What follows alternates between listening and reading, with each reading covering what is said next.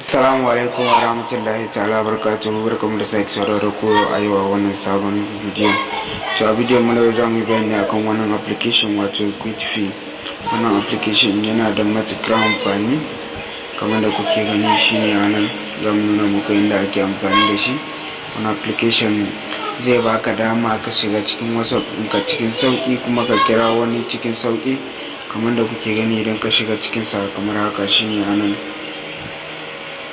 bayan ka zo a cikinsa kamar haka zai nuna maka wannan fuskar, sai ka shiga a nan. Idan ka shiga a nan zai tambaye ka ka zana abin da kake so. Idan ka zana shi zai kai ka a WhatsApp ɗinka. Misali bara mu yi wannan kamar haka kawai tsaye, amma kai idan ka yi niyya ba a haka za ka yi shi ba. Idan ka yi shi kawai sai ka zo a nan ka danna, nan ga zai ce application, nan kuwa za ka shiga ya kunna maka data, ya aza maka wifi, bluetooth duka idan kana bukata a can. Anan kuma idan kana so ka kira wani za ka shiga ka ɗauko lambar da za ka kira. Misali bari mu shiga wajen control ɗin ga application kamar da kuke gani, za mu jira sai ya bude. Idan ya bude kamar haka application da suke akan wayata zai nuna min. Misali bari na sa WhatsApp kamar da kuke gani, bayan na sa WhatsApp na yi to anan shine anan da na taba a kansa kamar haka. Idan na zana wannan alama kun ga nan take zai kawo ni a WhatsApp dina ba tare da na je na danna WhatsApp dina ba.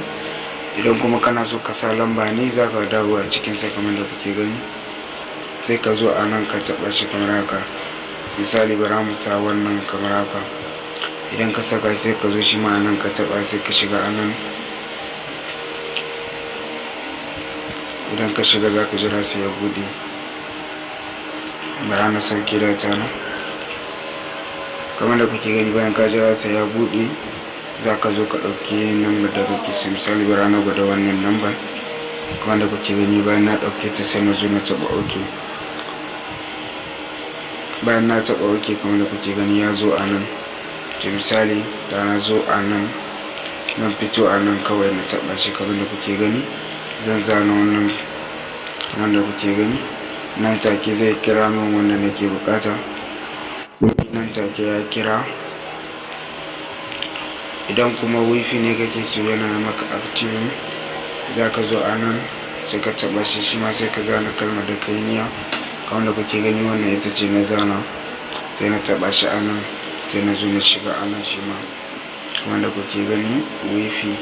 Na zo na ɗauke ta kamar haka na taba OK kamar da kuke gani. ba na taba ta, idan ma na fito ko a WhatsApp nake ko a Facebook ma, idan ka shiga za ka iya zuwa ka taba wannan.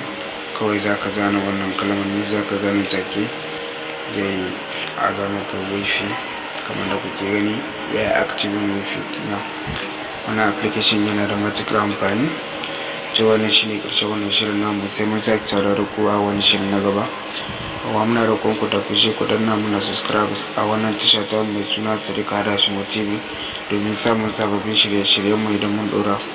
Mun gode.